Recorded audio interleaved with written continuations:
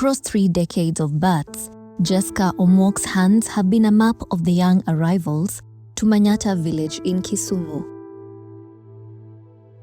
Keeper of its first cries and its oldest secrets. Kusalisha mi iko na dawa natafuna tu. Within 5 minutes mtoto iko nje.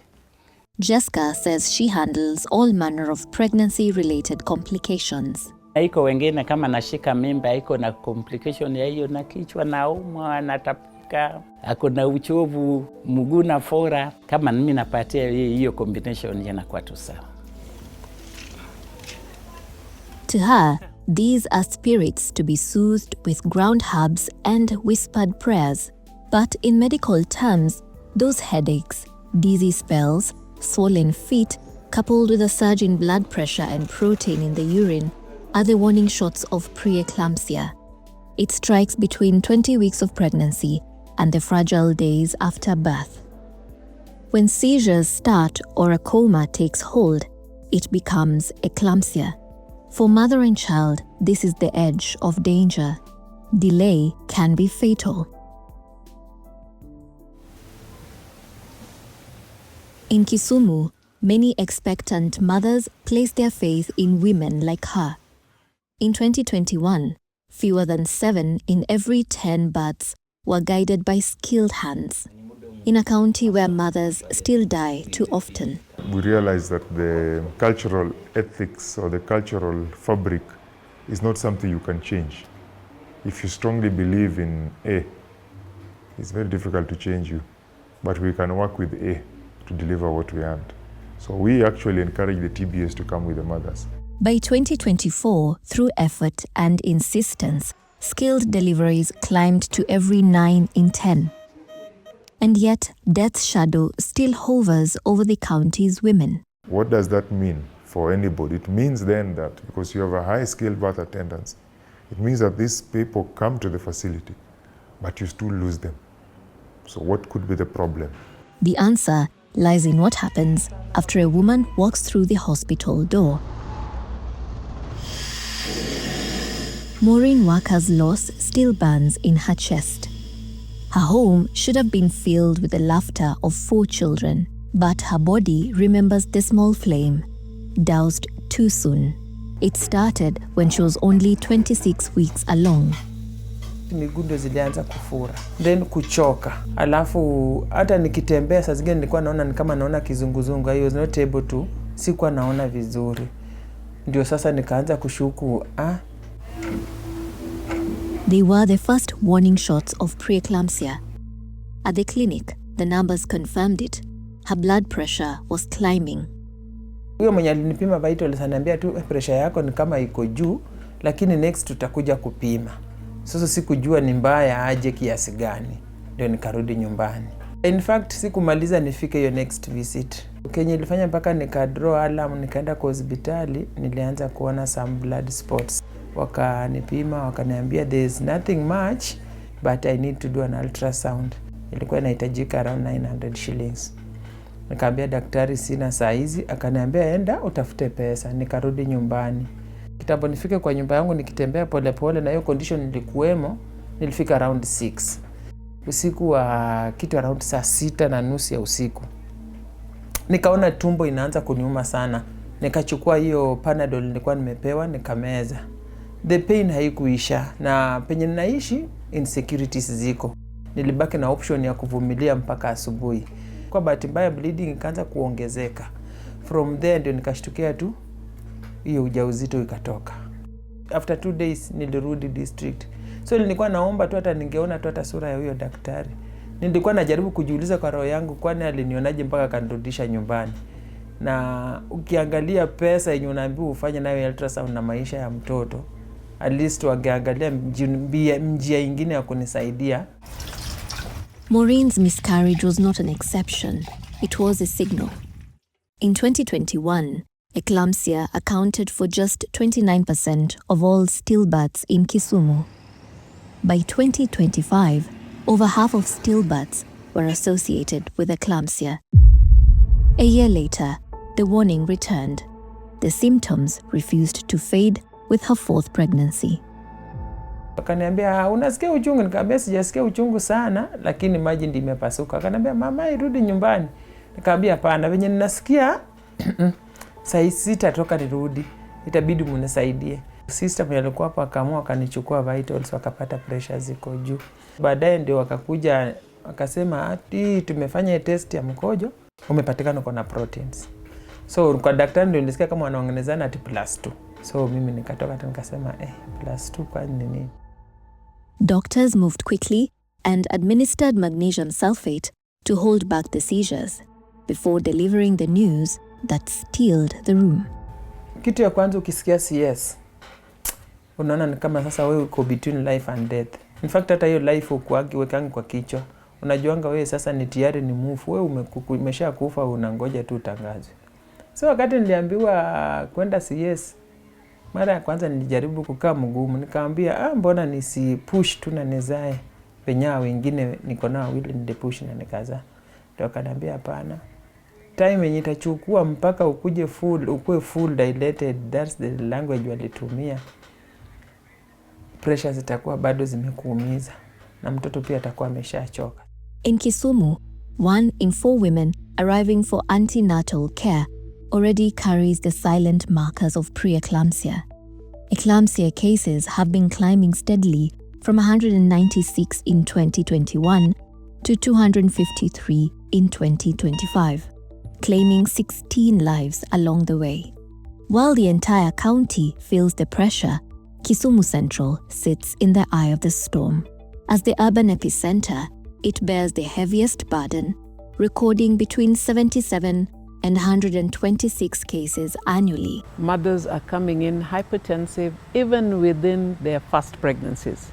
So that has made us as a county to really think out of the box. What can we do about this? And why is this hitting us?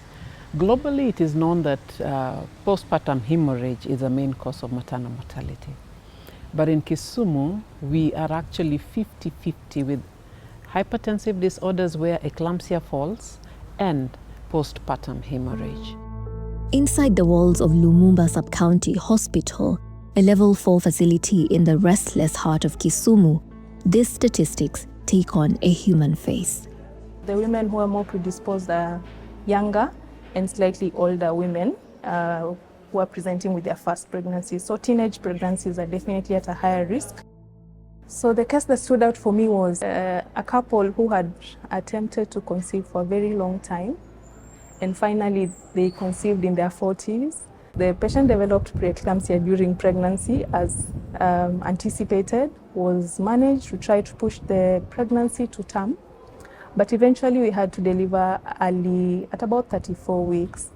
And well, it was not a very interesting outcome after that because she developed kidney failure and ultimately lost her life. Before they get hypertension, I will say they should have preconception care, because prevention is better than running around treating a disease that has already occurred. So during preconception care, we were able to assess risk for preeclampsia and also during antenatal care. And so it was at the tail end of things. I would have wished to meet the patient a bit early on in their pregnancy. Yeah. In Kisumu, artificial intelligence is stepping in, helping lower-level facilities flag high-risk pregnancies before they become emergencies. A traffic light system for survival, green for safety, yellow for caution, and red for immediate danger. So once you enter the vitals, okay, we already know as a midwife, I already know that this pressure is high. But when I enter in Wanda, it's also going to stratify.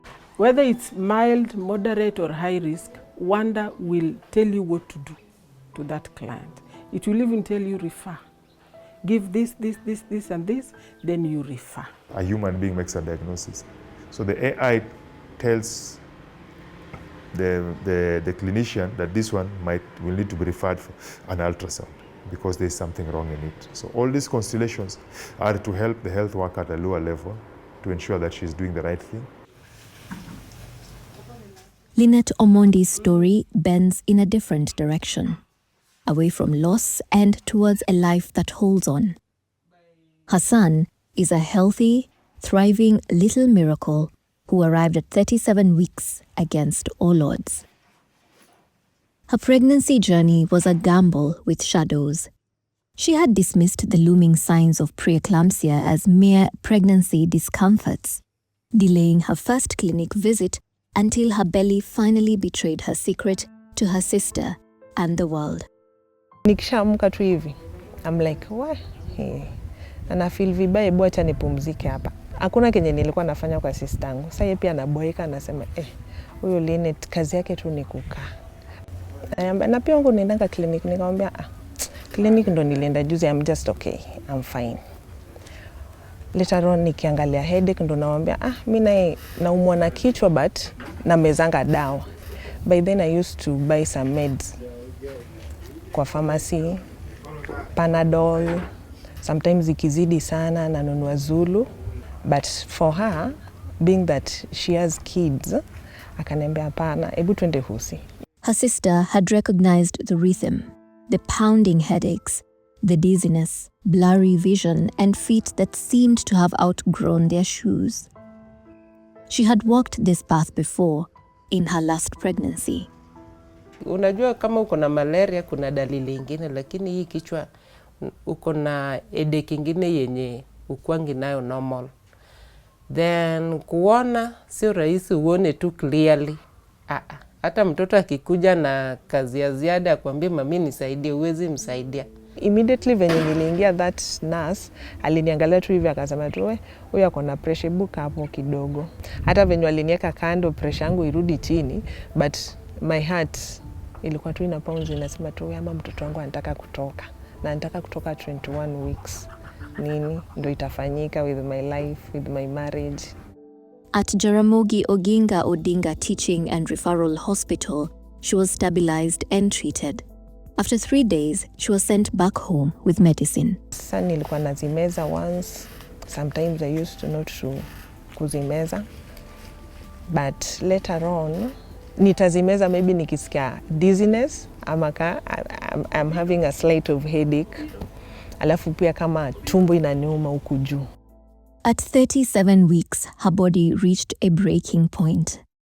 Sharp and relentless abdominal pains sent her back to hospital. Anataka kutoka kama amekufa, mama anataka kutoka kama kwa alive. But it went well, nilipush vizuri, but mtoto alitoka mdogo kabisa. Alikuwa mdogo. My grandma used to say, huyu mtoto wako mwenye anatushana na kikombe, because hata kumbeba ni shida. But venye alitoka kama the umbilical cord imemwrap all over his body, and I was like, wow, huyu mtoto ata survive kweli. Juu hata kulia hakulia. The doctors tried wamshake venye ni mdogo hivyo, wamshake ali. Baadaye wakamweka kwa incubator. Walimweka for around 1 week. Sasa nilikuwa naendanga hapo na muangalia. Naweza ajua mama wenye wako pregnant wapende kwenda hosi. It's very important. Huyu mtoto ya kwanza nampenda juu kama ingekuwa Mungu hata si angeenda, juu nilikuwa na complications nyingi by that time.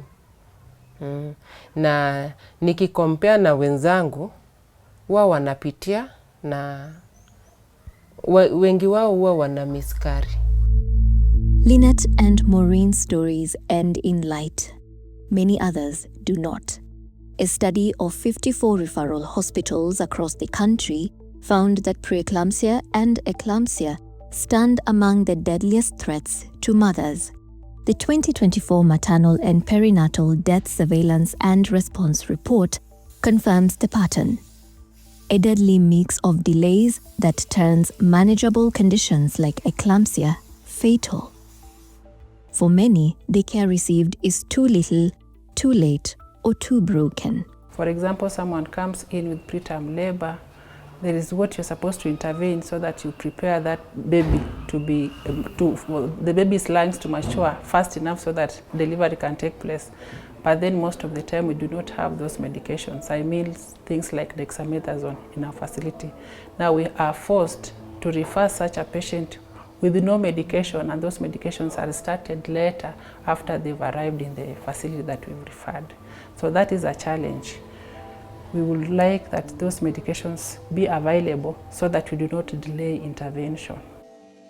Magnesium sulfate is the WHO recommended first-line defense against eclamptic seizures.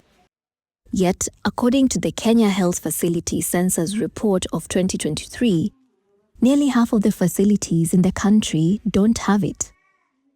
Where it exists, some staff hesitate to use it, paralyzed by a lack of specialized training or a fear of its potent side effects. This mother came in. When we took the vital signs, they were a bit high.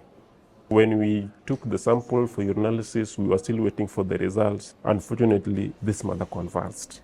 At that time, I panicked because I thought something wrong had happened.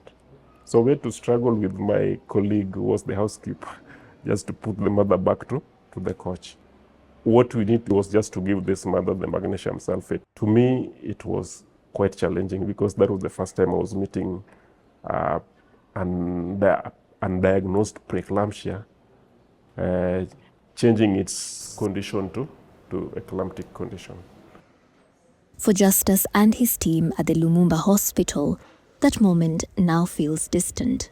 I don't want to say that all are comfortable, but 3/4 of the staff that are in maternity are comfortable in administering the magnesium sulfate. For women flagged as high risk, a daily low-dose aspirin can cut the odds of preeclampsia by 10 to 20%.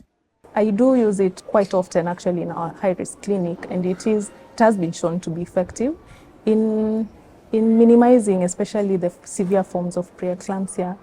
But currently we don't have standardized protocols for use, especially for those who are not obstetricians, and we understand not all facilities have obstetricians. So maybe if we have a county or a national policy or a protocol that may guide use of aspirin, then I think that will be of help. Now there's a classification that you have to do. Not all mothers must take this. There are mothers who are likely to get preeclampsia, history of hypertension, previous preeclampsia, and all that kind of thing. So we must enumerate them, and we must make it easy for the person at the lowermost to know that this is a high-risk mother, because they can't score, they don't have time. To break the cycle of loss, Kisumu isn't just counting deaths, it's investigating them. Remember the Titanic? When that guy saw a small iceberg, he assumed it, but that's what crashed down his ship. So the tip of the iceberg means that what you see, there is much more that you don't see. It's an important time to look and review the whole health system, from the time the woman got pregnant until she died. Why did this happen? Why did you not give this medicine? It was not there. Why was the medicine not there? Somebody didn't order for it. Why didn't the person order for it? You go up to the last why. Globally, prediction has leapt beyond symptoms to biomarkers and machine learning tools that catch 9 in 10 early cases. Here in Kenya, survival hangs on spotting risk in time and linking women to the care that can save them. Beyond hospital walls, the system itself must shift so survival becomes a steady flow and not just a rare wave. We have the basics of the heuristics at the laboratory level. Do we have the hypertensive drugs at the point of care in the MCH where the mother is being seen? Do we have the magnesium sulfate, the calcium gluconate, the patella hammer, to identify toxicity of magnesium sulfate? Are we having the stethoscopes because we have to manage this mother comprehensively? So availability of the basic equipment, availability of the drugs, the products would also be a key takeaway. For the women who have weathered this storm, their plea is no longer a whisper for mercy, but a demand for a system that holds as firm as a mother's resolve. Emerging nurses, mtu akikuja maybe hosi, Okay, ukisha monitor ati ako na pressure, hizi these words za ati weka tu hapo hiyo pressure yako unajua inaweza toa huyo mtoto. Those such words can make someone even to faint. My major advocacy would be around risk stratification of mothers. We realize that nowadays every pregnancy is a risk. A mother would come and walk with you very well, but by the time she's in her final trimester, that is when she complicates. Then you end up either losing her or losing the baby. Our neonatal mortalities are equally quite high compared to what we have nationally. We are at 21%. Nationally is about 20%. So we still have a lot of work to do around this. We still need to improve on the quality of care that we're giving our mothers, especially in the antenatal clinic. Impact is difficult for people to see. It takes time for people to realize impact. But you can already use the indicators, the quasi indicators, to see that you're moving towards that direction. And that makes me happy. I believe in the next 2-3 years, if Kisumu continues on this progress, we will actually hit those indicators the way we want to.